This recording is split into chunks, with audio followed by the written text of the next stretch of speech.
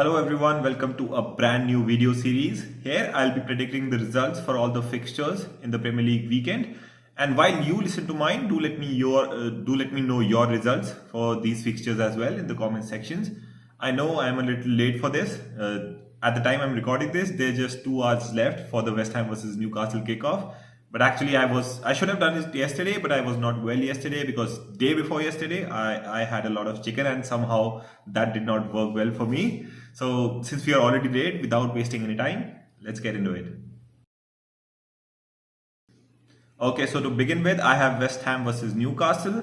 For me, this is going to be the toughest game for the new Newcastle. The Newcastle after the January transfer window, they have done a brilliant job. They are yet to lose a game in the Premier League since they have made all their signings. They have won 3 in a row and they have won these 3 games against pretty good sides. They have beaten Aston Villa, Everton and Leeds. Trippier, their main man who has scored 2 goals in the last 2 games, will be missing this game due to injury, and that is something that West Ham can be happy with. Talking about West Ham, a lot of people think that they are contenders for top 4 this season. Obviously, they are sitting in a pretty good position in the Premier League table as well. But for me, I don't think they are top 4 contenders because I looked at their results and West Ham have not beaten a single team in the top half of the table since they beat Chelsea 3-2 in early December. Although they have done a very good job against sides in the bottom half, and for this reason, I am going with a 2-1 win for West Ham. I think that Newcastle will struggle against West Ham without their main man, their captain, Kieran Trippier. Arsenal will also be without their main man, Martinelli, who is suspended for this game. But even without him, I think Arsenal have got enough firepower to fire through Brentford. They beat a very resilient Wolves side in their last game 1-0, so I don't think they'll have much problem going through Brentford. I have said in my previous video as well, where I talked about one player that every Premier League must sign, that Brentford are too reliant on their front two, especially Ivan Toney. They needed to sign a attacking midfielder, someone who can create chances, and they have done a very good job to get Eriksen into the team, but he has not featured yet. So I think that Arsenal will fire through Brentford easily, and I don't think Brentford will cause enough problems to Arsenal. So I'm going with a 2-0 win for Arsenal in this one. Now a lot has changed at Watford in the last month or so. They were scoring goals for fun. They probably have the best attack for a team in the relegation zone. But the problem was that they were conceding a lot as well. They conceded 3 against Norwich, 4 against West Ham, and for this reason they sacked Ranieri and got in Roy Hodgson. Now they have stopped conceding as much. They have just conceded 3 in their last 3 games, but they have just completely stopped scoring. In fact, they have not scored even a single goal in 2022. Whereas on the other hand, Aston Villa's main man Coutinho is firing on all cylinders. He's got 2 goals and 2 assists so far for them. But Aston Villa are also finding it difficult to win games as well. They have only won 1 game in the last 5. But still, with the kind of performances Watford has been putting up, I think they are definitely going down this season. And for this reason, I'm going for a 2-0 win for Aston Villa in this game. Talking about teams who are going down this season, Burnley have not won a single game since October last year. And after so many years of fighting in the relegation zones to stay up in the Premier League, I think it's finally time for Burnley to go down. Sean Dyche would definitely be missed in the Premier League.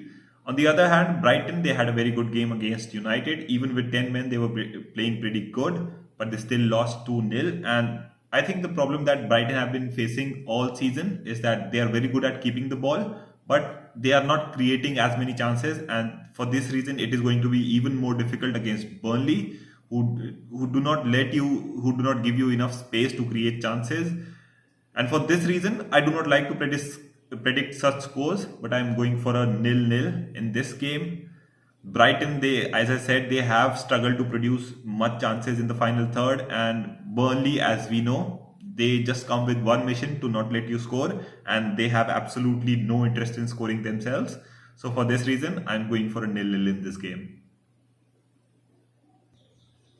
The Eagles have not won any of their last 5 games, and with Conor Gallagher out for this one. I don't think they have any chance of beating Chelsea. If they want to beat Chelsea, they would need Zaha to be at his absolute best.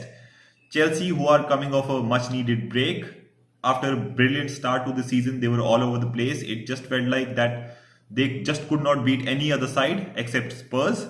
And for this reason, to be honest, I don't know what to expect from Chelsea or from this game. Chelsea could be oozing in confidence after that Club World Cup win, or they can be their rusty self, and especially more rusty after that big layoff.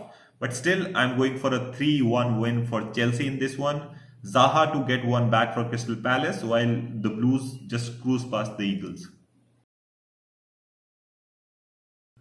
Not gonna waste much time on this one. Norwich, even though they have had a decent run of results in the last few games, I think Liverpool side would be too good for them. Liverpool have won Liverpool have won all of their last 5 encounters, keeping a clean sheet in the last three. Here I'm going for a 4-0 win for Liverpool, Salah with a brace or even a hat-trick. I don't think there'll be much shortage of confidence after that 2-0 win against a very good Inter Milan side. Also considering the fact that Liverpool are yet to lose a game at home this season, I don't see much chance of this changing against a relegation threatened Norwich. Everton have won just one away game this season, and on the other hand, Southampton have lost just one home game this season. Southampton have also had a good run of results. Their last three games were against United, Spurs, and City, and they did not lose any one of them. So for this one, I wanted to go with Southampton, but with the performance that Everton had against Leeds and a very convincing win, also keeping in mind the fact that Southampton have had a lot of draws this season, I am going with a 1-1 draw on this one. Now this is probably the most important game this weekend. Whoever loses gives the teams around them a chance to make their season even more difficult. City lose and Liverpool have a chance to get within 3 points of them. Spurs lose and it's probably the end of top 4 hopes for them. This has always been a fixture for the home team. The last 5 meetings, home team has won them all, so it was pretty easy for me. I'm going with a 2-0 win for Man City. Now coming to my team, Manchester United would be facing Leeds United. The last time we faced them, Ole's United beat them 5-1 at Old Trafford. Bruno with a hat-trick, Pogba with 4 assists.